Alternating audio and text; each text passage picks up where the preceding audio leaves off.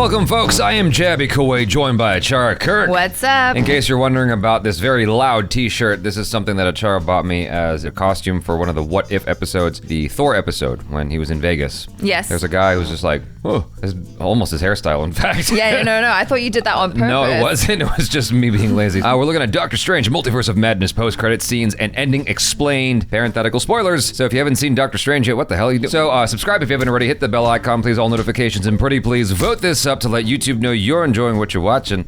Otherwise, you know. Something, right? Because Doctor Strange has got that little special ring. Yeah, sling ring. That's what it's called, yeah. So he can send you off to the snow dimension.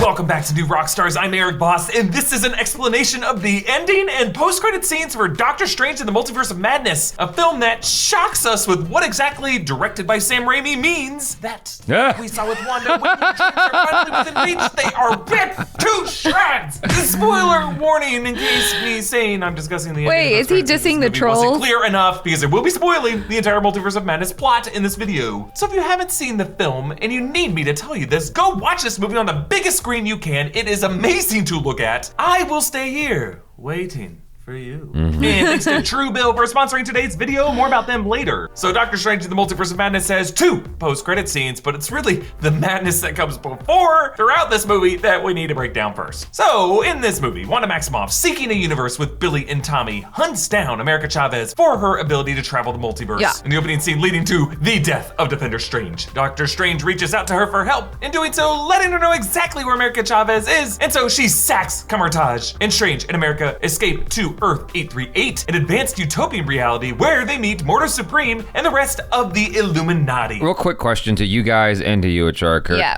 Obviously, you can tell me before they do. Did you think that before going in to watch Doctor Strange that there would be more interaction between the variants of Doctor Strange? I did, yeah. Okay. See, that's an aspect of where we'll get into this in our spoiler live talk tomorrow at 12 o'clock. But yeah, I was a little bit disappointed at how Doctor Strange, Defender Strange was just taken out of the film so quickly. And I was like, no, but I wanted more madness, you know? I wanted Strange on Strange. Exactly. Marvel's Illuminati in the comics is a 6-member group of leaders like the UN World Security Council, in this case for superheroes seeking to best defend Earth. In the MCU, the lineup is Mordo Supreme, replacing Supreme Strange. In this dimension died a hero, defeating Thanos, we think, but also Captain Carter, this universe's first Avenger. Haley Atwell returning as Peggy Carter, playing a live-action version of her What If character. Maria Rambeau, Captain Marvel. Defender of the Cosmos, Lashana Lynch returning from Captain Marvel, presumably a Captain Marvel where in this universe she was irradiated by the Lightspeed engine instead of Carol Danvers. Then Black Bolt, leader of the Inhumans and keeper of the Terrigen Mist. Anson Mount reprising his role from ABC's canceled Inhuman series. Reed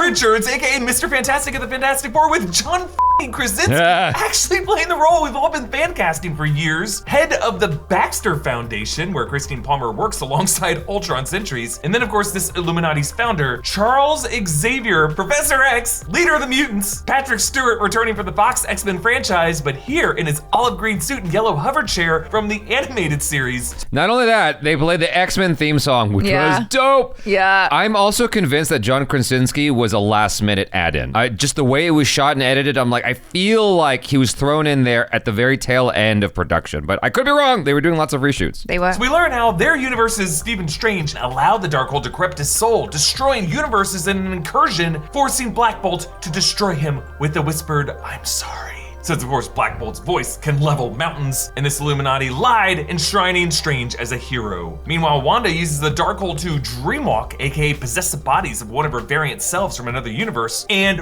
wrecks the Illuminati, sealing Black Bolt's mouth Neo style, so he obliterates his own brain, unraveling Reed Richards' elastic body like ribbon, severing Captain Carter at the midsection with her own shield, crushing Captain Marvel under rubble, and then Professor X tries to rescue Wanda inside her mind, but the Scarlet Witch snaps his neck. What? Yeah, so I thought all of those kills were dope. They were. They were really, that was an epic fight. I That thought was like straight up horror as well. I thought that John Krasinski got taken out a little too easily, but that right there tells me that he must have been a last minute add-in. That's one of my data points that supports my argument that he must have been added in later. But I could be wrong. He might have been there the whole time, just hanging out on production in his like Fantastic Four suit. Getting crafty, taking it home. I didn't like how Captain Marvel, Maria Rambeau. I didn't like how she was taken out. I thought that was weak sauce. Like a rock fell on her. I'm like, she's supposed to be the most powerful bitch in the planet, in the universe. And this little rock fell on her and she died. I'm like, come on, for real, for real. Yeah. Is that too crass? I'm sorry. I know. I just found it hilarious that you were like, she's supposed to be the, what was it? Most powerful bitch in the universe. Bitch in the universe. It's like, okay. I thought she looked great. I loved her. I thought she looked dope. Yeah. But like, and I thought she got taken out too easily. I'm like, that's. No, this is the exact thing that I'm thinking. Well, there are a few points where I think in the pitch meeting there's going to be, it must have been super hard for Scarlet Witch to take out all of the powerful Illuminati. Actually, no, it was super easy, barely an inconvenience. It was awesome though how she took them out, because it was straight up just honoring Sam Raimi's horror roots and just. Strange, Christine, and America try to get to the Book of Vishanti, but Wanda snatches America and banishes Strange and Christine to a post-incursion universe where Strange meets a sinister Strange. Third eye opens on his forehead. This one twisted, evil manifestation showing how this the soul one has been corrupted by the dark. Just the one. Two Stranges duel with music, and Strange blasts three-eyed Strange out the window, impaling him on a fence below. Yet the third eye opens because the soul of the damned remains alive. So then Strange uses this universe's dark hold to dreamwalk into that corpse of Defender Strange over to the temple on Wundagore Mountain to confront Wanda and save America. In doing so, he exposes his own soul to the souls of the damned and eventually manages to harness these souls into a replacement cloak. It is sick. Yes. Yeah, it was pretty awesome, making Billy and Tommy see her as a monster, and our Wanda, finally realizing her mistakes, implodes the temple and destroys the dark holds in every reality. America is left a sorcerer in training at Camartage, and Strange takes a morning stroll, but then suddenly a third eye opens on his forehead and he screams. This leads to a post-credit scene where Strange is greeted by the sorceress Clea, played by Charlize Theron, who tells him that he created an incursion and they need to fix it. She opens a rift to the dark dimension, and Strange, who now proudly opens that third eye, joins her unafraid. There was a lot that happened between the two post-credits scene. He's going for a stroll, just walking, whoop-de-doo-de-doo, and then like, oh my God, the eye. And then all of a sudden he's like, we cool. Look, what the fuck? What happened between the two post-credit scenes? I feel like that would be a whole journey unto itself of like learning how to deal with like, okay, it's gone.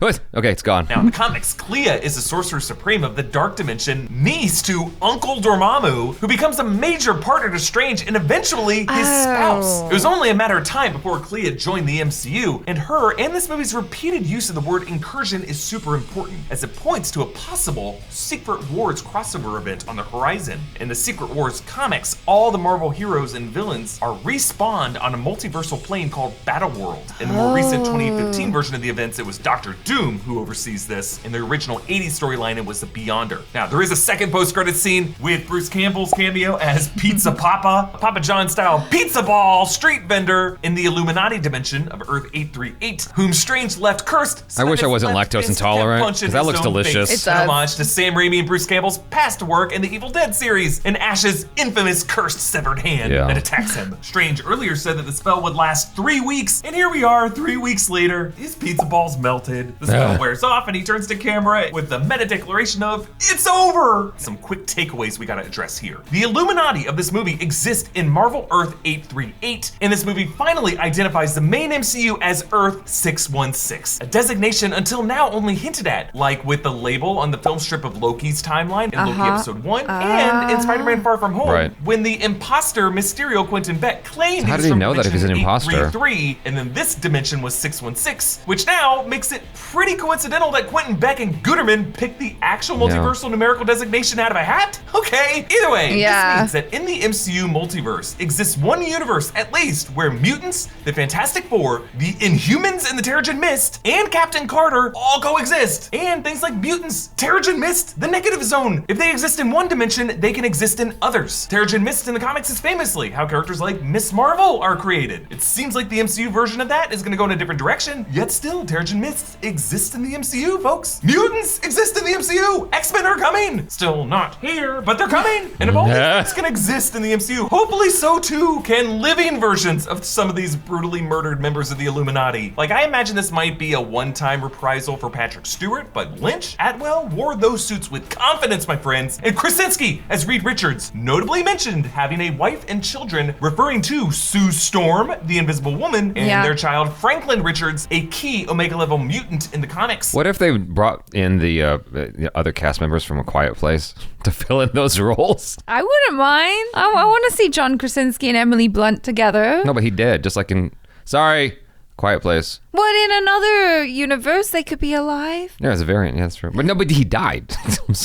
So it just fits in with Quiet Place. And implying a lineage of descendants that will eventually lead to Nathaniel Richards, aka Kang the Conqueror. Actually, the recent news that John Watts has stepped down from directing the MCU Fantastic Four movie has led many to speculate that John Krasinski could take over as actor-director, as he's done an amazing job with the two A Quiet Place films and has previously expressed interest. Now, it remains to be seen if Krasinski will be the MCU's Reed Richards in every universe, or just this one and a different actor will play the character in the future, as the MCU at this point has shown how multiversal variants can be played either by the same actor or different ones. You know, if John Krasinski is able to pull off the Fantastic Four thing, you know Ben Affleck's gonna like take his ass over there and be like, yo, give me something. Is there a superhero left that I can do? Because I think fuck me on Batman. So is there something I can do here? And that same uncertainty applies to how the MCU will introduce the X-Men. Patrick Stewart just seems like a fan service return from a beloved era, and maybe less like a harbinger of other past era X-Men and mutants that Kevin Feige will bring back. And other than Ryan Reynolds' Deadpool, there seem to be no other plans to bring back like Hugh Jackman or James Marsden or Halle Berry as of yet. The options remain open. But quickly on the Three-Eyed Strange and Clea. So Strange's third eye likely indicates that his soul remains cursed and bonded with those souls of the damned and whatever evil spirits surrounded the Darkhold. Despite the Darkholds being destroyed in every dimension, whatever evil lurks through them, imbued into those pages from the curses drafted by Chthon, remain living in Doctor Strange. I mean, even after the climax of this movie, Strange seemed to be in a bit of denial about what lingering effects of his embracing the souls of the damned would mean for him going forward. And the fact that he's now at peace with this curse suggests that he sees it as more of a power, the next stage of his evolution, him facing his fears. So what awaits them in the Dark Dimension? Well, maybe an incursion resulting in Doctor Doom's Battle World and Avengers 5 Secret Wars, or maybe the guy who famously loves torturing the damned.